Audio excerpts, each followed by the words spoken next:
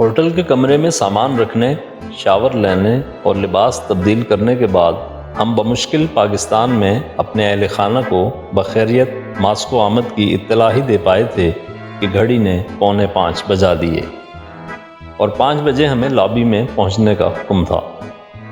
15 minute آرام کی کوشش کو حماقت تصور کرتے ہوئے ہم 6ٹھی منزل سے نیچے چل دیے۔ البتہ اس سے پہلے ہم نے اپنے کمرے کی کھڑکی سے شہر کے چند مناظر موبائل کیمرے میں محفوظ کر لیے، یعنی ہوٹل کے آس پاس کے مناظر۔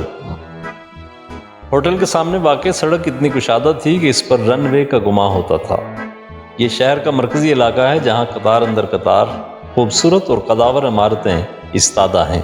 ان میں سے بعض قدیم اور فن تعمیر کا شاہکار ہیں۔ بیشتر عمارتوں پر بورڈ بھی نصب ہیں، مگر زبان یار من روسی والی مشکل حائل تھی۔ اگلے 7 روز روس میں قیام کے دوران ہماری آنکھیں انگریزی یا کسی اور زبان میں لکھی عبارت یا الفاظ تلاش ہی کرتی رہیں، مگر وائے حسرت۔ دراصل روسیوں کا قومی مزاج ہے کہ وہ اپنی زبان، ثقافت اور تاریخ کو بے حد عزیز رکھتے ہیں اور اس پر فخر بھی کرتے ہیں۔ انہیں اس بات کی کوئی پرواہ نہیں کہ باہر سے آنے والا روسی زبان میں لکھے گئے سائن بورڈ پڑھ پائے گا یا نہیں۔ کسی کو ان کے بارے میں جاننے کا زیادہ ہی شوق ہے تو وہ روسی سیکھ لے۔ اس کا یہ مطلب قطعی نہیں کہ روسیوں کو انگریزی نہیں آتی۔ اس کا اندازہ ہمیں اگلے 2-3 روز میں مختلف میڈیا گروپس کے سرکردہ افراد سے ملاقاتوں میں ہوا، جہاں بطور مترجم وفد کے ساتھ جانے والی پاکستانی سفارت خانے کی روسی افسر ماریا ٹک ٹک دیدم کی تصویر بنی رہی اور روسی حضرات فر انگریزی بولتے رہے۔ مگر ذاتی زندگی میں حرام شے کو حلال تصور کرنے والے روسی انگریزی کو حرام ہی سمجھتے ہیں۔ آپ کسی روسی سے انگریزی میں بات کرنے کی کوشش کریں گے تو وہ نیزنا کہہ کر گزر جائے گا۔ نیزنا کے معنی ہے مجھے نہیں معلوم، یا پھر وہ زیادہ تردد کرنے کے بجائے نفی میں گردن ہلا دے گا۔ البتہ ہوٹل کا عملہ انگریزی بولنے میں تعامل سے قطعی کام نہیں لیتا، کیونکہ گلشن کا کاروبار بھی تو چلانا ہے۔ چنانچہ آتے جاتے آپ کو گڈ مارننگ، گڈ ایوننگ وغیرہ کے الفاظ دلنشین مسکراہٹ کے ساتھ سنائی دیتے ہیں۔ طے شدہ پروگرام کے مطابق ہمیں اربات اسٹریٹ جانا تھا، جو ہوٹل سے نصف کلومیٹر کی دوری پر تھی۔ پیدل ہی جانے کا طے ہوا۔ اس کا ایک سبب یہ بھی تھا کہ تقریباً 1 کلومیٹر طویل اس اسٹریٹ پر سائیکل سمیت ہر قسم کی گاڑیوں کا داخلہ ممنوع ہے، کیونکہ یہ اسٹریٹ صرف واک کرنے والوں کے لیے مخصوص ہے۔ اربات اسٹریٹ کے احترام میں وہاں پیدل جانا ضروری تھا۔ کوئی 15 منٹ بعد ہم اربات اسٹریٹ پر موجود تھے۔ اسٹریٹ کیا تھی صاحب؟ ایک طلسم ہوش ربا تھا۔ بھاگتے دوڑتے خوش شکل، خوش لباس اور خوش مزاج انسانوں کا ایک دریا، جو شام 5 بجے سے رات 12 بجے یا 1 بجے تک رواں رہتا ہے۔ کم و بیش 400 فٹ چوڑی اور 1 کلومیٹر طویل اس سڑک کے دونوں جانب ریستوران، دکانیں اور عمارتیں ہیں، جبکہ دونوں طرف فٹ پاتھ پر میلے کا سما رہتا ہے۔ کہیں اشیاء خورونوش اور گفٹ آئٹمز کے اسٹال لگے ہیں تو کہیں کوئی مداری تماشا لگائے بیٹھا ہے، کہیں آرٹ کے دلدادہ لائیو پینٹنگز بنوا رہے ہیں تو کہیں نوجوان لڑکے لڑکیاں ٹولیوں کی شکل میں میوزک کی دھن پر رقص کر رہے ہیں، کہیں کوئی منچلا ستار کے تاروں پر دھن بکھیر رہا ہے تو کہیں کوئی شوقیہ فنکار مائکروفون اٹھائے تقریر کیے جا رہا ہے، اس بات سے بے نیاز کہ کوئی سن رہا ہے یا نہیں۔ یعنی ہر عمر کے افراد کی تسکین ذوق کا سامان موجود ہے، مگر ان سب پر غالب وہ ہجوم ہے جو مسلسل چلے جا رہا ہے۔ ہنستے مسکراتے دمکتے چہروں کا ایک ہجوم بے قرار، جو زندگی کے ہر لمحے سے لطف اندوز ہونا چاہتا ہے۔ کہیں نوجوان جوڑے ہاتھوں میں ہاتھ ڈالے شخصی آزادی کا بھرپور فائدہ اٹھانے میں مصروف ہیں تو کہیں بینچوں پر بیٹھے بزرگ ایک دوسرے کو سہارا دیے ماضی کی حسین یادوں میں کھوئے ہوئے بیٹھے ہیں۔ یوں لگتا ہے کہ پورا ماسکو شام کو اٹھ کر چہل قدمی کے لیے اربات اسٹریٹ آ جاتا ہے۔ دراصل اربات اسٹریٹ کی تاریخ زبردست سماجی پس منظر رکھتی ہے۔ یہاں امیروں کے محلے ہوا کرتے تھے، غریبوں کے ٹھکانے تھے، یہاں تاجر قیام کرتے تھے اور یہ شاعروں اور ادیبوں کا بھی مسکن تھا۔ اس کی فضاؤں میں موسیقی کے سر بکھرتے تھے اور یہاں مصور رنگوں کی کہکشاں بکھیرا کرتے تھے۔ آج کی ارباد اسٹریٹ بھی ان سارے رنگوں کا مجموعہ ہے جو روسیوں کے جواں ہمت اور زندہ دل ہونے کی گواہی دیتی ہے۔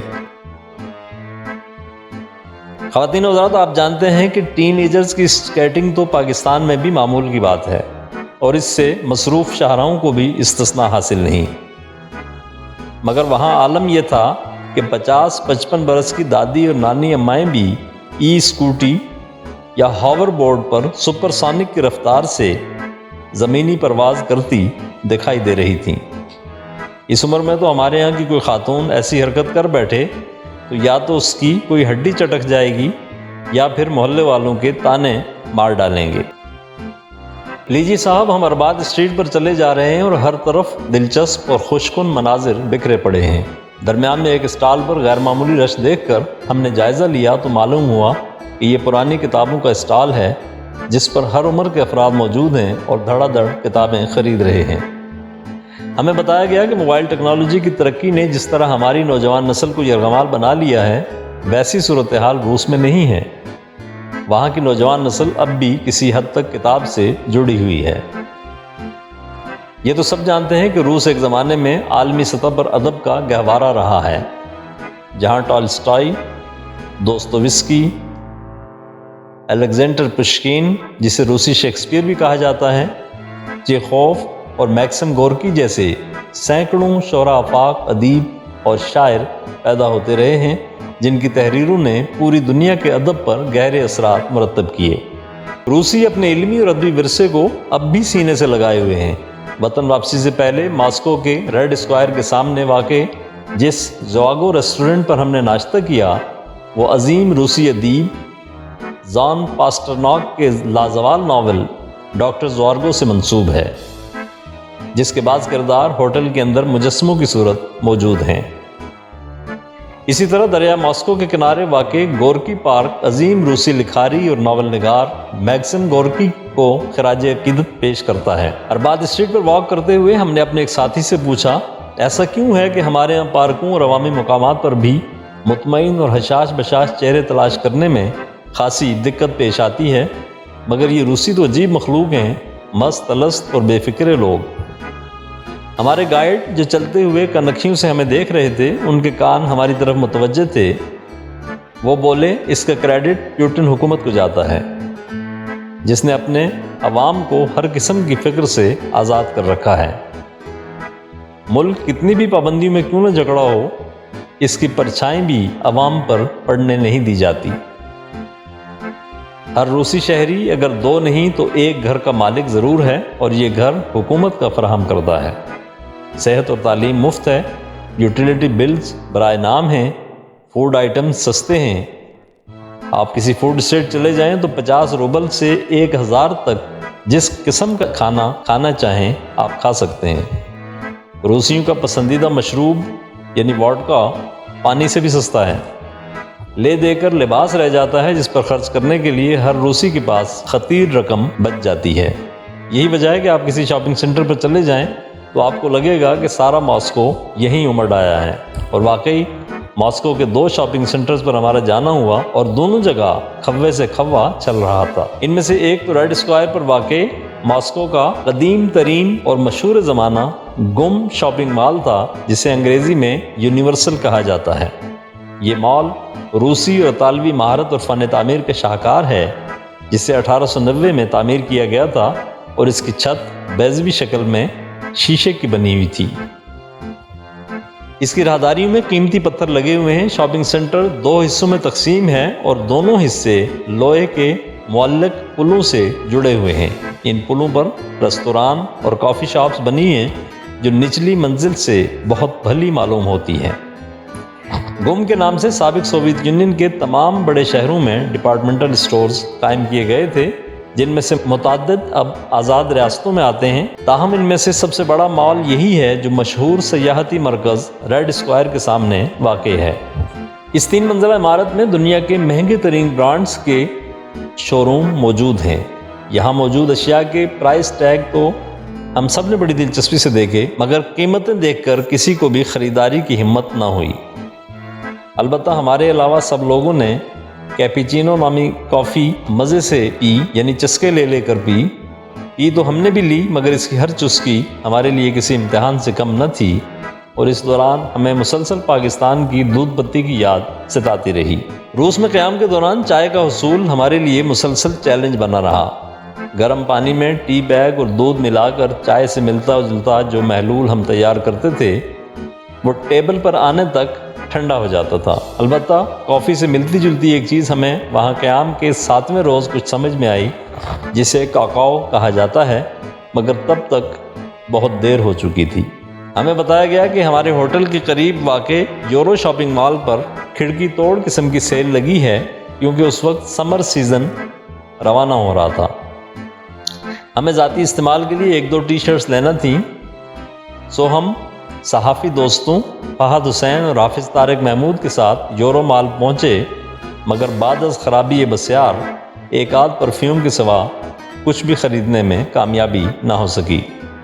سبب اس کا یہ تھا کہ کراچی کی زینب مارکیٹ پر 300 سے 500 روپے تک ملنے والی ٹی شرٹ کی رعایتی قیمت 3 سے 3,500 روبل یعنی 6 سے 6,500 پاکستانی روپے تھی، لہٰذا وہاں سے خریداری تو احمقانہ خیال ہی قرار دیا جا سکتا تھا، مگر یہ ہے کہ ٹیگ دیکھ کر ہمیں شاپنگ سے محرومی کا ملال جاتا رہا، کیونکہ بیشتر شرٹس اور جینز پر میڈ ان پاکستان لکھا تھا۔ یہاں ہم یہ ذکر کر دیں کہ روسی خواتین شاپنگ کی رسیاں ہیں، جو اپنی آمدنی کا 90% تقریباً شاپنگ پر خرچ کر دیتی ہیں۔ یہ لوگ مہنگے ترین برانڈز کا چلتا پھرتا اشتہار ہوتی ہیں، مگر خوش سلیقہ اور خوش لباس۔ مرد بھی کپڑوں اور جوتوں اور جیکٹس پر بے تحاشا پیسہ خرچ کرتے ہیں۔ یہ صاف ستھرے اور اسمارٹ لوگ ہیں، البتہ کثرت شراب نوشی ان کی صحت اور ذہنی صلاحیت کو ضرور متاثر کرتی ہے۔